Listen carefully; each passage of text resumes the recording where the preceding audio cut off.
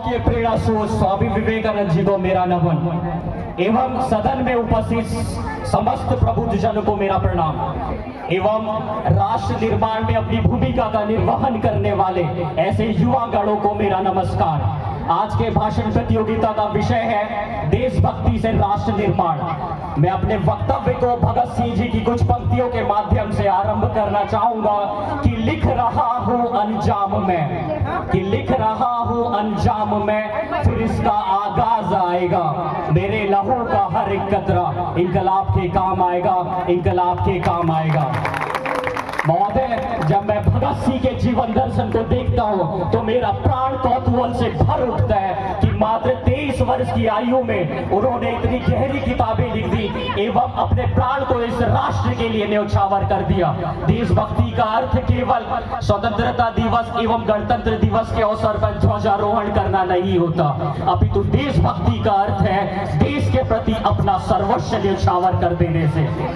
स्वतंत्रता आंदोलन में प्राण फूंक देने वाले Subhash Chandra Bose Indian civil service जैसी प्रतिष्ठित नौकरी में कार्य कर रहे थे, किंतु उन्होंने स्वतंत्रता संग्राम के लिए आईसीएस जैसी प्रतिष्ठित नौकरी को ठुकरा दिया। जिस उम्र में आज का युवा इंस्टा फेसबुक में रील बनाने में व्यस्त है, उस उम्र में खुदीराम बोस ने हंसते हंसते अपने प्राण न्यौछावर कर दिए।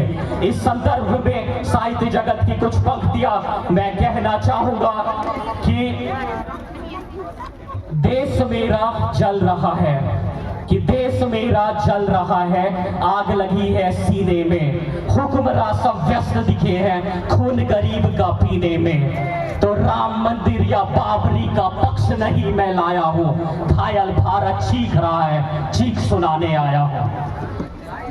महोदय, 21वीं सदी में देश प्रेम की मांग गुलाम भारत की अपेक्षा कहीं भिन्न है। आज का देश आपसे गरीबी, भुखमरी, निरक्षरता के खिलाफ आवाज उठाने की मांग करता है। इस व्यापक उद्देश्य की प्राप्ति के लिए माननीय प्रधानमंत्री नरेंद्र मोदी जी द्वारा स्वतंत्रता संग्राम की 75वीं वर्षगांठ पर 5 प्रण लिए गए ताकि राष्ट्र का विकास किया जा सके।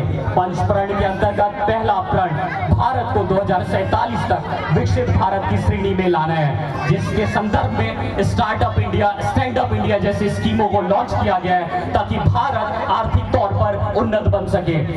5 प्रण के अंतर्गत दूसरा प्रण गुलामी की मानसिकता से मुक्ति के संदर्भ में वार्ता करता है। इस संदर्भ में प्रत्येक भारतीय नागरिक को वाक्य एवं अभिव्यक्ति जैसी कई स्वतंत्रताएं प्रदान की गई है ताकि भारत के प्रत्येक नागरिक गुलामी की मानसिकता से ऊपर उठकर राष्ट्र निर्माण में अपना योगदान दे सके।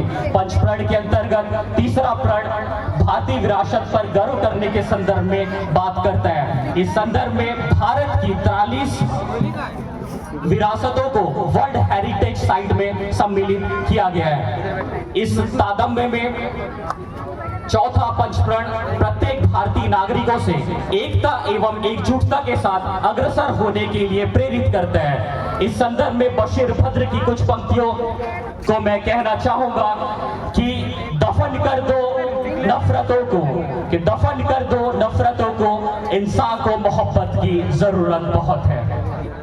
सर कटा सकते हैं लेकिन सर झुका सकते नहीं जैसे संदेशों को देते हुए भारतीय सैनिक सियाचिन ग्लेशियर में -30 डिग्री सेल्सियस की प्रचंड ठंड में राष्ट्रीय स्तंभ बने हुए हैं। अंत में मैं सभी देशवासियों को प्रेरित करना चाहूंगा कि केवल आर्थिक अथवा सामाजिक स्तर पर नहीं अपितु कलात्मक स्तर पर भी राष्ट्र का निर्माण किया जा सकता है। इसका सबसे बड़ा उदाहरण है तबला वादक जाकिर हुसैन।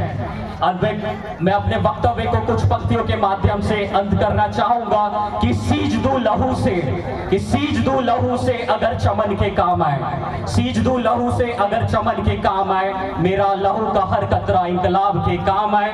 और ना पता है मुझे कौन सी घड़ी होगी आखिरी, मेरा तन मन धन सब इस वतन के काम है। धन्यवाद।